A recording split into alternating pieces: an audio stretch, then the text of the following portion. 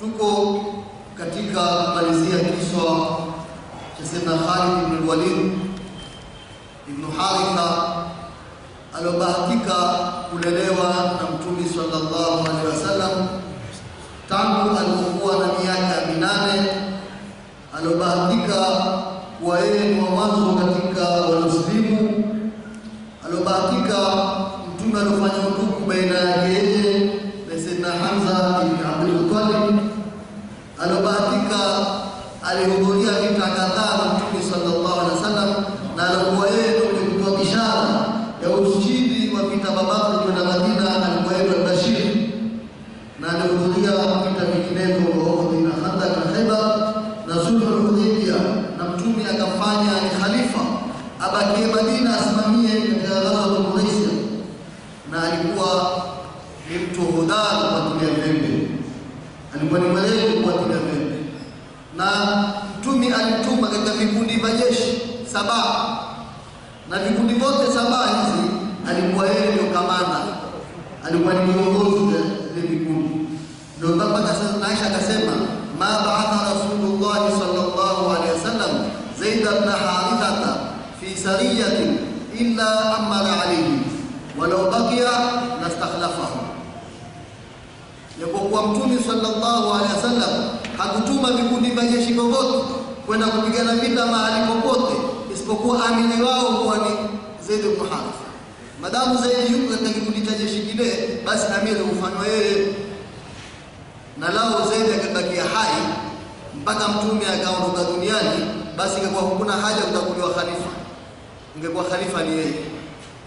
Lakini Sayyidina Zaid aliondoka, alikufa kabla Mtume. Haya ni katika maoni ya Sayyidina Aisha juu ya Sayyidina Zaid ibn Haritha. Sayyidina Zaid ibn Haritha alikuwa ni kamanda wa jeshi katika saria 7: Al-Qilada, Al-Jamud, Al-Is, Al-Tarf, Al-Hisma, Al-Firqa, na hichi cha mwisho tunachoeleza leo ni saria Mutata.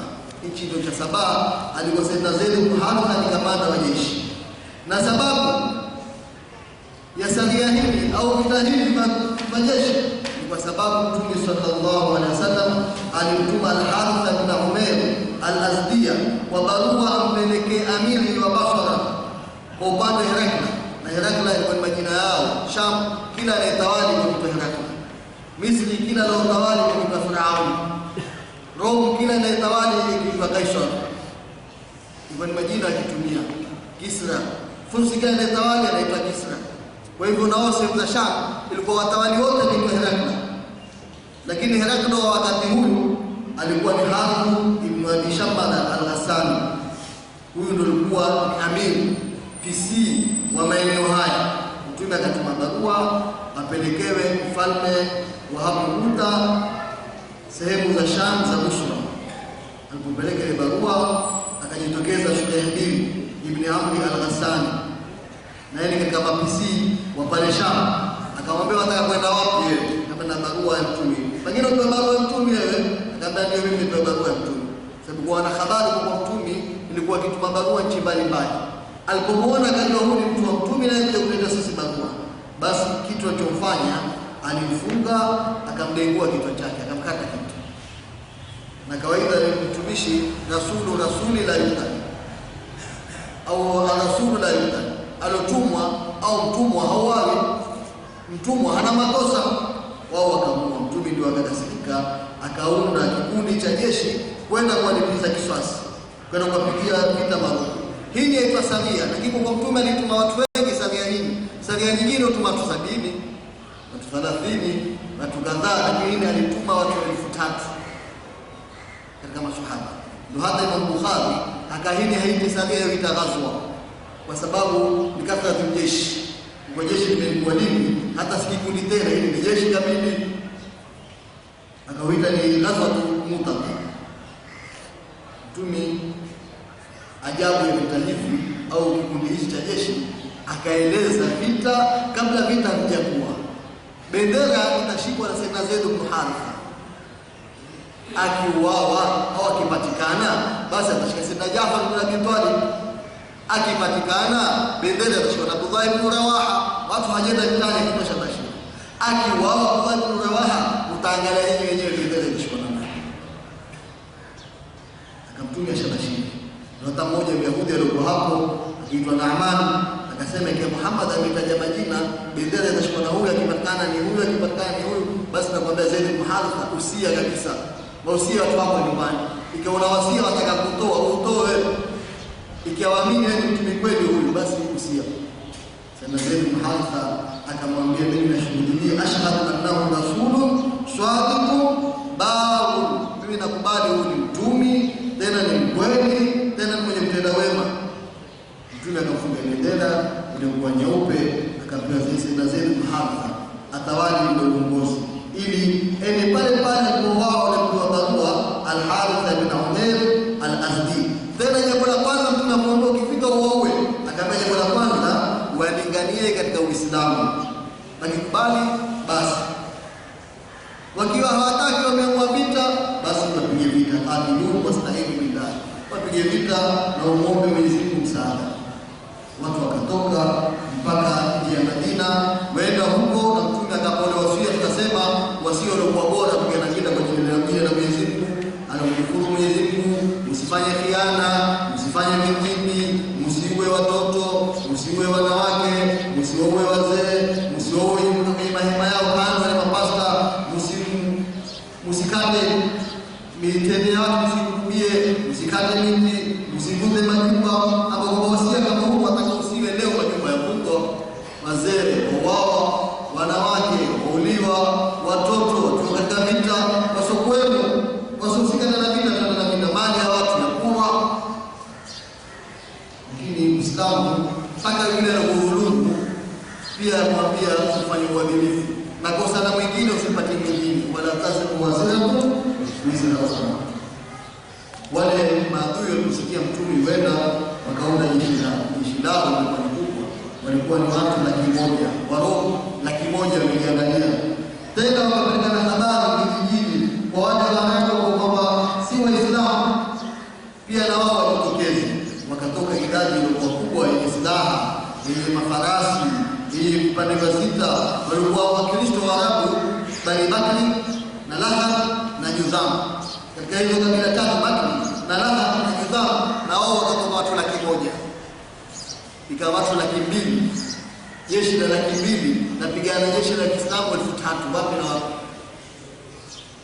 Waislamu wakaona jambo hili ni kubwa sana na ni zito, wakakaa washauriana, je, tumwambie mtume atuongezee jeshi au tumweleze mtume tukifanya yake tutafanya nini? Wamekaa mahali kwa Maana. Maana ni sehemu ya Sharqi Urdun, ni upande wa mashariki ya nchi ya Urdun. Wakakaa masiku mawili pale. Je, sasa tufanye nini? Tumpelekee barua, tumwambie tuongezee watu, tufanye nini? Abdullah ibn Rawaha akashajisha, akamwambia inna allati takrahuna na allati kharajtum alayha iyaha atlubuna shahada. Nini hapo kwamba hamulitaki ndio mlotoka nalo? Nyinyi mmetoka kwenda wapi? Mna vitani. Watu wakati vitani wanafanya nini? Mwogopa nini? Mwogopa kufa. Na hizi mmetoka sababu ya kufa, tena tukafa. Kwa sababu kutoka kwa kutembea, kutoka kwenye kifo. Sio tena ushahidi, tena na nyingine, wa ma nuqatilu nasa bi'adad wala udda wala adna wala quwwa. Si atapigana kwa sababu ya wingi, wala atapigana kwa sababu ya silaha nyingi, wala atapigana kwa sababu ya nguvu. Sisi tunapigana vita jihad.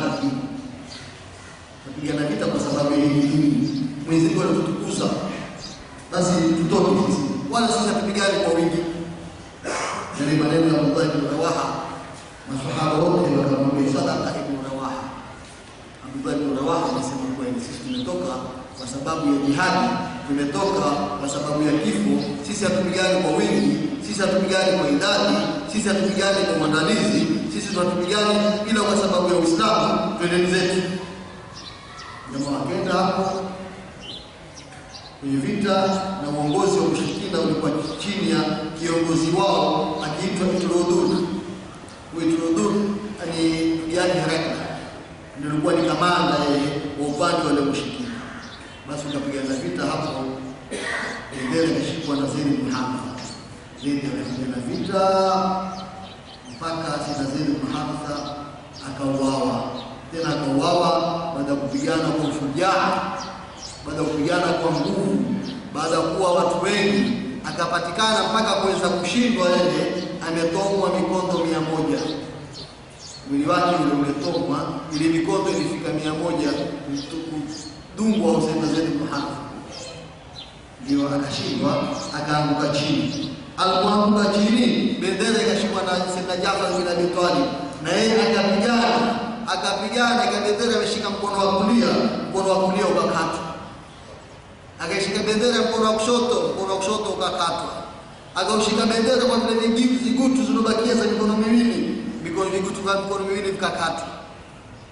Sasa hana namna ya kushika ile bendera, akamalizwa Sayyidina Jaafar bin Abi Talib. Baada tena akaonyesha ushujaa, alishuka yeye akampita farasi wake. Akaingia na vita. Mbona kuza farasi wako? Akamwambia sitaki kukimbia na vita. Sasa bendera ishikwe na Abdullah ibn Rawaha. Abdullah ibn Rawaha akazungumza watu msita wenda mbele, urudi nyuma. Kisha akamwambia mimi nitashuka kwenye vita, sikubali. Nafsi yangu, wewe tukia mauti, basi mauti utapata. Wakati pepo kwa nafsi yangu utakwenda peponi. Yesu Abdullah ibn Rawaha na yeye akapigana katika vita na yeye akauawa. Basi waambiwa Jaafar bin Abi Talib alidungwa zaidi ya makomo 70, mwingine mapanga, mwingine mikono. Wakazikwa katika kaburi moja, wote walikuwa katika kaburi moja. Ikabendera tembea hivi ikashika na Thabit ibn Akram al-Ajalani, ndio akashika ile bendera. Aliposhika kiasi cha kuzengana katika bendera ya Uislamu, akajitokeza sana Khalid ibn Walid. Na ukumbuke sana Khalid ibn Walid huyo mwaka wa 8 ulikuwa hivi. Na ukumbuke mwaka huu ndio mwaka wa Rasulullah. Sana Khalid ibn Walid akisema wakati Umratul Qadha. Kwa mwaka wa Rasulullah ndio mwaka alishika bendera akawa kiongozi. Huku mtume yuko msikitini Madina, awaambia jamaa vita vinaendelea. Bendera imeshikwa na Zaid ameuawa, bendera imeshikwa na Jaafar amefanya kadhaa, ameuawa, bendera imeshikwa na Abdullah ibn Rawaha. Abdullah ibn Rawaha ameuawa, bendera imeshikwa sasa na Khalid ibn Walid Saifullah al-Maslul. Kutoka siku hiyo ndio aliitwa sana Khalid ibn Walid akaitwa Saifullah al-Maslul.